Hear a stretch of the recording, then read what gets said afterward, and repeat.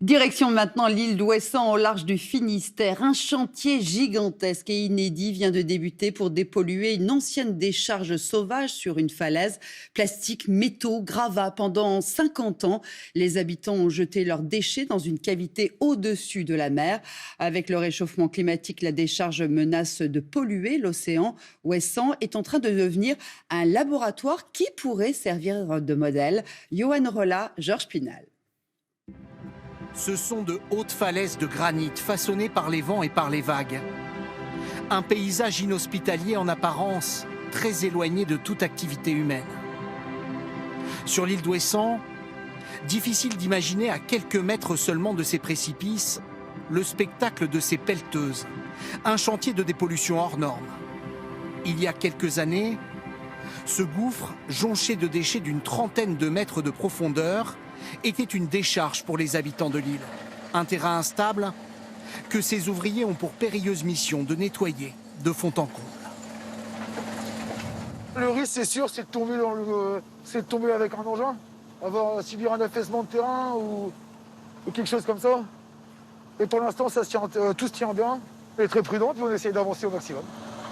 Pendant plus d'un demi-siècle, ce gouffre à flanc de falaise a servi de décharge publique, de casse automobile et de lieu d'enfouissement pour les déchets du bâtiment. Des débris métalliques qu'il faut aujourd'hui retirer du sol grâce à cet aimant et des milliers de mètres cubes de terre qu'il faut passer au crible sur ce tapis roulant, puis trier à la main, patiemment. Donc là, qu'est-ce que vous cherchez? Le plastique, la ferraille, on dépollue quoi. En quelques semaines, une dizaine de tonnes de plastique et plus de 75 tonnes de métaux ont été récupérés. Les plus volumineux, ces morceaux de bus et ces moteurs d'engins agricoles. Donc là, on a typiquement ce qu'on peut retrouver dans la fosse, à savoir des chauffe-eau, énormément de chauffe-eau, des essieux, des moteurs.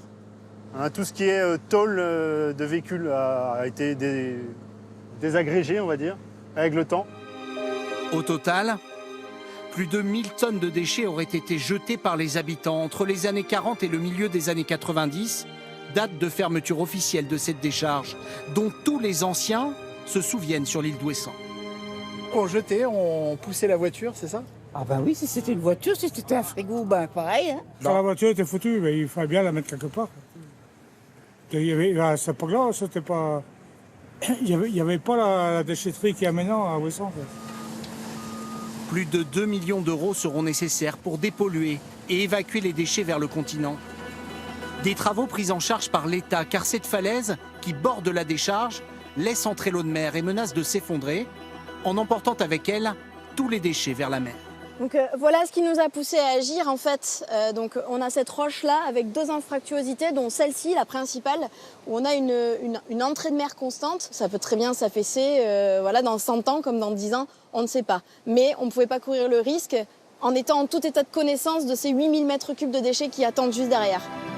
Face à de nouvelles menaces liées au réchauffement climatique, ce chantier doit aussi permettre de rassembler des connaissances, des techniques qui serviront ailleurs sur nos côtes. Dès cette année, 3 autres décharges littorales vont être dépolluées, en métropole et en Martinique.